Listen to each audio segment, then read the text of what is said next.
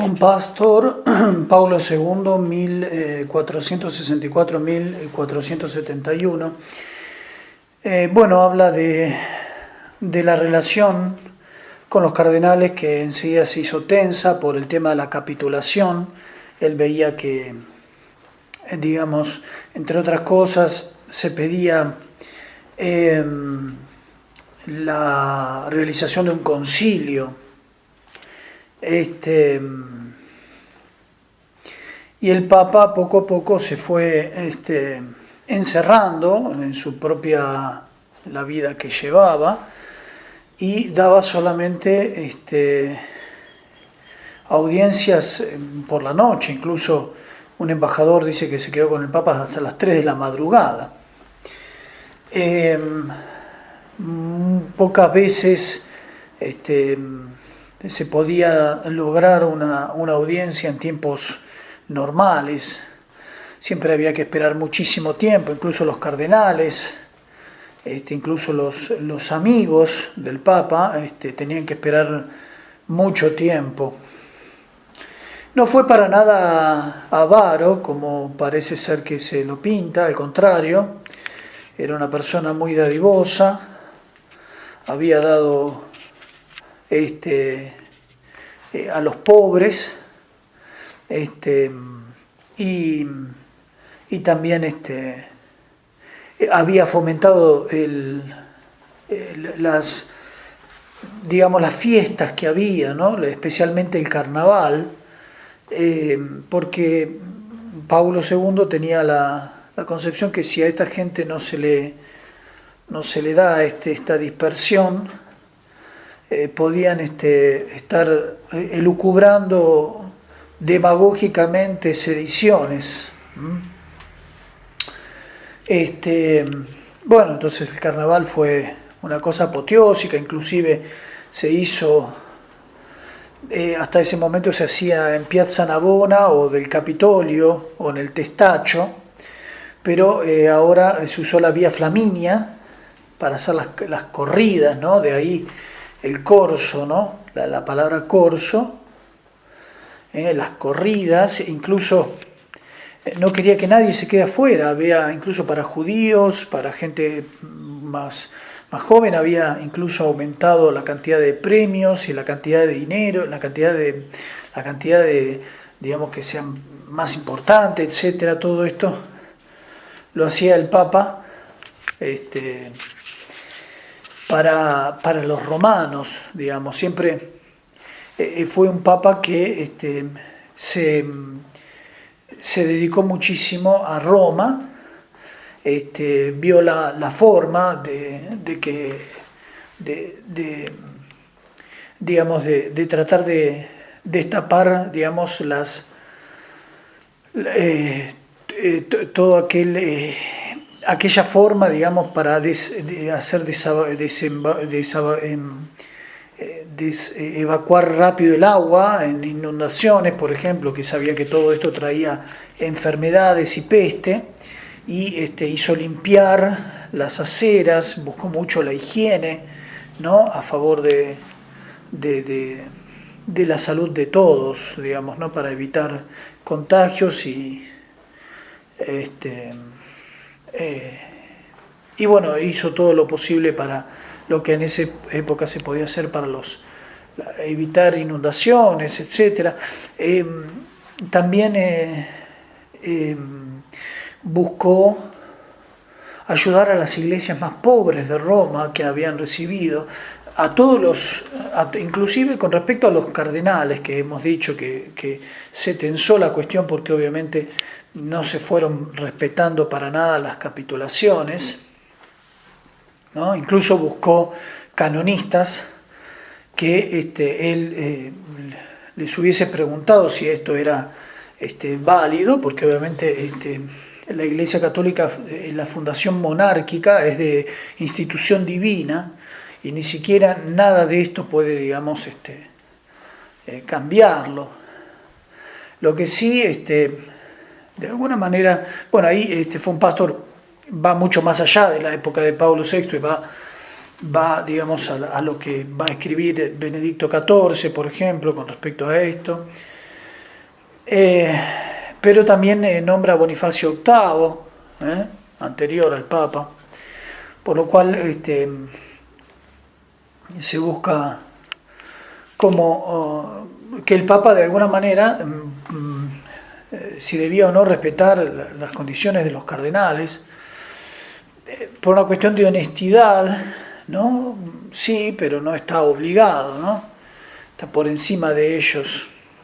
Bueno, todo esto ciertamente le trajo un problema bastante importante con los cardenales, especialmente con algunos, especialmente con algunos que no querían ningún tipo de reforma de nada, ¿no? Lo que se buscaba era justamente evitar algún tipo de reforma, como ahí lo nombra a Studville,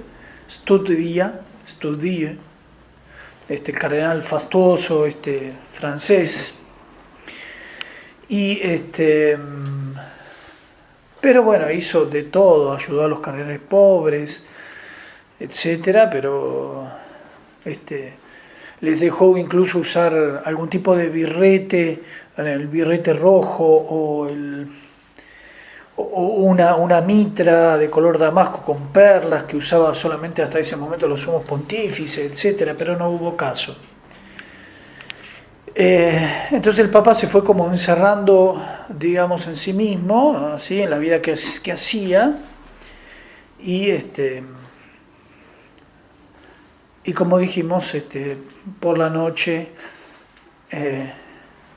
una de las cosas que hizo fue nuevamente quitar, digamos, a unos funcionarios en las curias, digamos, en la parte de los breves, me parece, donde estaban justamente varios latinistas que habían entrado de alguna manera con Pío II, y quitándole, digamos, al vicecanciller, parece de la Iglesia, digamos, esa capacidad de poner él las personas. Bueno, la cuestión que lo volvió a colocar y perdieron el puesto muchísimas de esto, lo cual fue terrible, porque incluso trataron de hacer una acampada delante del Palacio del Papa, etcétera, para poder, bueno, como no pudieron, usaron a Platina, que tenía este sobrenombre, y para de alguna manera llevar adelante a través de un escrito, una carta que le mandaron al Papa sobre estas cuestiones, pero se sobrepasaron, digamos, y el Papa un poco se enfadó por toda esta situación y no volvió para nada para atrás.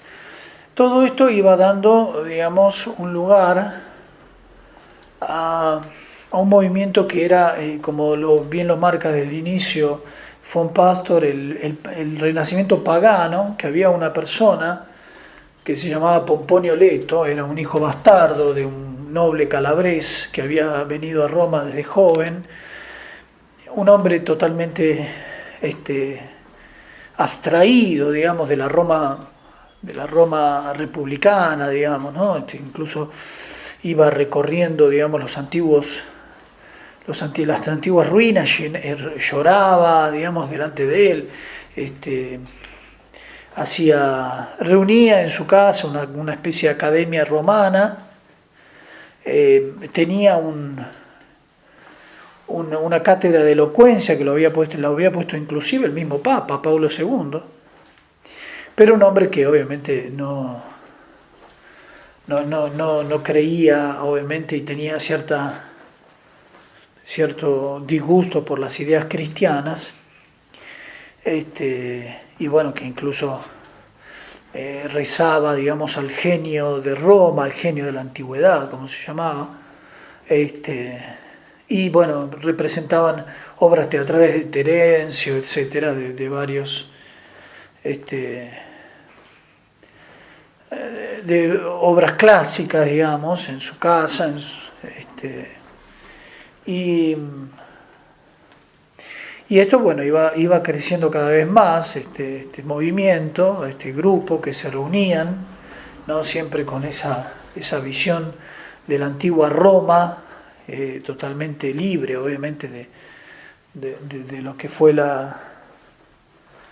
después la realidad cristiana, ¿no? Y así que, bueno, es esto lo que se le va presentando, digamos. Estas personas, dice von Pastor, son los que han escrito y han ensuciado la figura, porque obviamente estos eran henchidos de sí mismos, hablaba de estos latinistas, ¿no?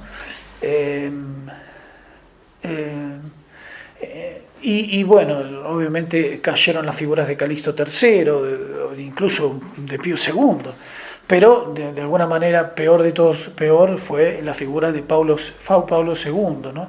Y esto dice von Pastor que toda esta literatura, esta historiografía, digamos, ¿no? Pasó a desvirtuar la figura de Pablo II para la posteridad, digamos.